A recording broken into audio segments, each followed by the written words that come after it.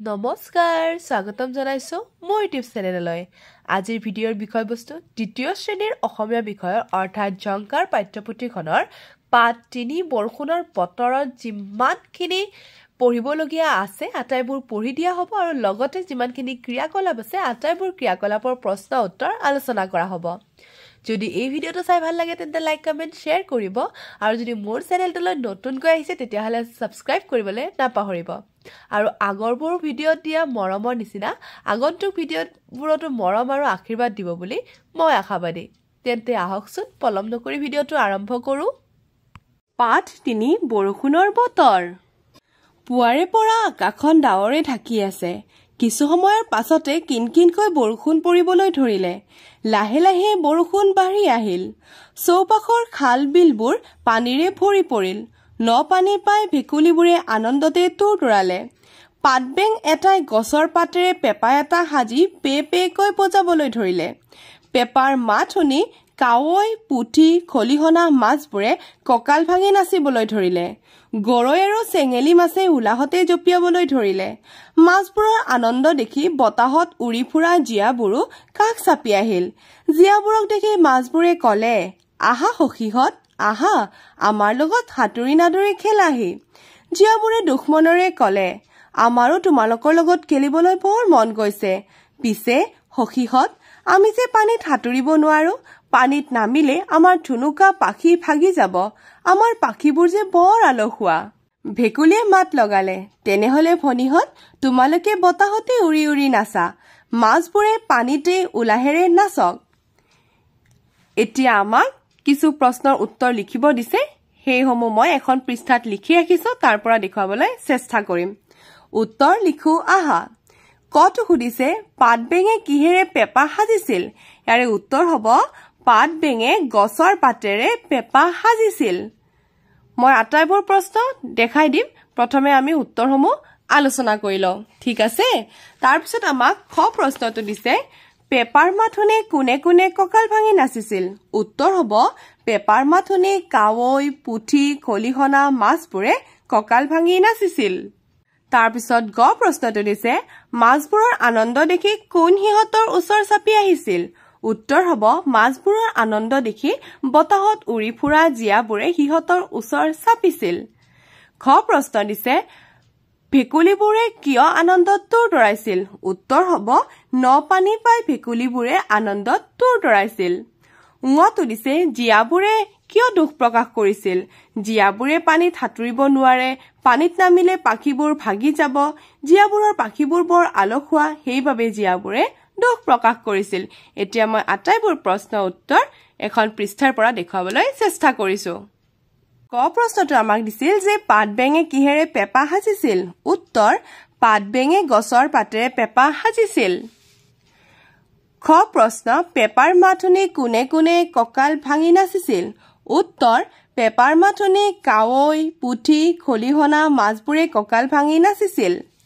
গ প্ৰশ্ন মাছবোৰৰ আনন্দ দেখি কোন সিহঁতৰ ওচৰ চাপি আহিছিল উত্তৰ মাছবোৰৰ আনন্দ দেখি বতাহত উৰি ফুৰা জীয়াবোৰে সিহঁতৰ ওচৰ চাপি আহিছিল খ প্ৰশ্ন ভেকুলিবোৰে কিয় আনন্দত তুৰতুৰাইছিল উত্তৰ ন পানী পাই ভেকুলিবোৰে আনন্দত তুৰতুৰাইছিল ঙ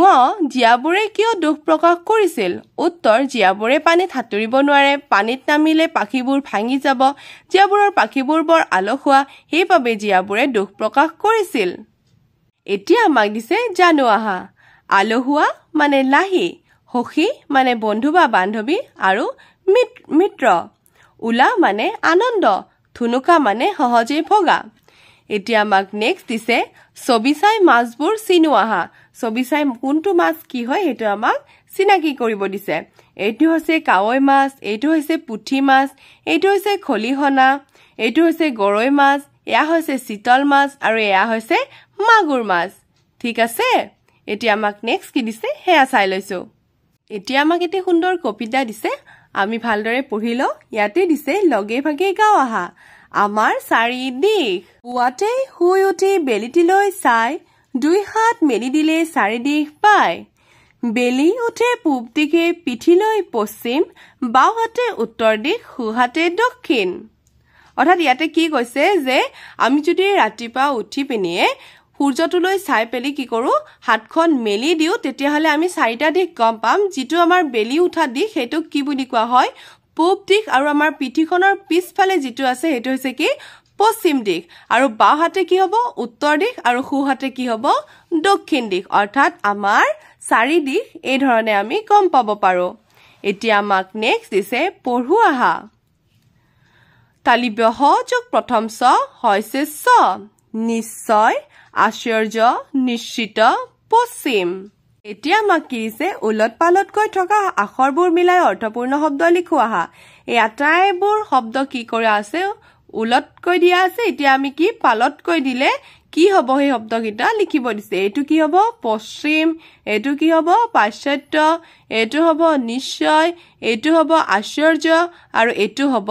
নিশ্চিত ঠিক আছে এতিয়া আমাক আৰু এটা কাহিনী দিছে সেইটো পঢ়ি লও পঢ়ু আহা হেৱালী ফুলৰ মালা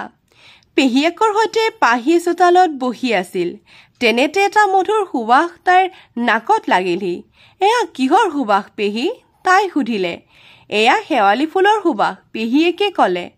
পাহি হেৱালী গছজোপাৰ ওচৰলৈ দৌৰি গ'ল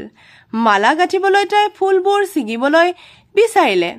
পেহীয়েকে ক'লে পাহি ফুলবোৰ নিছিঙিবা পুৱা ফুলবোৰ নিজেই সৰিব তুমি পুৱাই ফুলবোৰ বুটলিবা পিছদিনা ৰাতিপুৱাই পাহিয়ে তলসৰা হেৱালী ফুলবোৰ বুটলিলে তাই ফুলখিনি লৈ পেহীয়েকৰ ওচৰ পালেগৈ পেহীয়েকক তাই মালা গাঁঠি দিবলৈ খাটনি ধৰিলে পেহীয়েকে চুটি চুটিকৈ তিনিডাল মালা গাঁঠিলে এডাল পাহিৰ ডিঙিত পিন্ধাই দিলে দুডাল মালা খাৰুৰ দৰে দুহাতত পিন্ধাই দিলে পাহিয়ে হাতৰ মালাডাল শুঙি চালে তাই উলাহতে ক'লে বা ইমান মধুৰ সুবাস ফুলৰ মালা পিন্ধাৰ আনন্দতে পাহিয়ে নাচিবলৈ ধৰিলে পেহীয়েকে তাইৰ নাচ দেখি গীত জুৰিলে নাহৰ ফুলে নুশুৱাই তগৰ ফুলে শুৱাব জানো আহা সুবাস অতি সুন্দৰ গোন্ধ মধুৰ মোৰ নিচিনা সন্তোষ লগোৱা শুৱাব সুবিত কৰা এতিয়া আমাক কেইটামান প্ৰশ্ন দিছে সেই প্ৰশ্নসমূহৰ উত্তৰসমূহ লিখো আহা ইয়াতে দিছে লিখো আহা প্ৰশ্ন 1 পাহিয়ে কিহৰ সুবাস পাইছিল উত্তৰ পাহিয়ে হেৱালী ফুলৰ সুবাস পাইছিল প্ৰশ্ন 2 পাহিয়ে কিয় হেৱালী ফুল ছিঙিব বিচাৰিছিল উত্তৰ পাহিয়ে মালা গাঁঠিবলৈ হেৱালী ফুল ছিঙিব বিচাৰিছিল প্ৰশ্ন 3 পেহীয়েকে পাহিক ফুলবোৰ ছিঙিবলৈ কিয় মানা কৰিছিল উত্তৰ কাৰণ ফুলবোৰ ৰাতিপুৱা নিজেই নিজেই সৰিব তাৰ পিছত আমাক দিছে নাহৰ ফুলে নুশুৱাই গীতটো গোৱা এইটো সকলোৱে ধুনীয়াকৈ নিজে নিজে চেষ্টা কৰিলে হ'ল তাৰ পিছত দিছে তলত দিয়া বাক্যসমূহ পঢ়ি তাৰ আধাৰত আৰু এটাকৈ বাক্য লিখো আহা প্ৰশ্ন 1 আমাৰ ঘৰৰ পদূলিত এজোপা বকুল ফুলৰ গছ আছে ইয়াতে আমি এই ধৰণে লিখিব লাগিব যে আমাৰ ঘৰৰ পদূলিত এজোপা কৰবী ফুলৰ গছ আছে প্ৰশ্ন 2 তোমালোকৰ বিদ্যালয়ত কি কি গছ আছে লিখা সকলোৰে বিদ্যালয়ত যি যি গছ আছে হেতু লিখিলে হৈ গল এতিয়া আমাক পঢ়িবলৈ দিছে পঢ়া হিয়াল আৰু সা এন্ধাৰত হিয়ালটো জুপুকা মাৰি বহি আছিল বেলি উলালত উঠি তাৰ নিজৰ ছাতুলৈ চালে বা হি দেখোন বৰ উখপাখ বেছ ডাঙৰ আজি হাতী এটা নাখালে মোৰ ভোকেই নুগুচিব হি হাতী এটা বিচাৰি উলাল গোটেই ৰাতিপুৱাটো ঘূৰি ফুৰিলে হাতী বা উট বা ঘোঁৰা একো নাপালে দুপৰীয়া হঠাৎ হি তাৰ ছাতুলৈ চালে হিচোন তেনেই সৰু হাতী উট পহুৰ হলনি এটা এন্দুৰ খালেই দেখোন তাৰ চলি গলহেঁতেন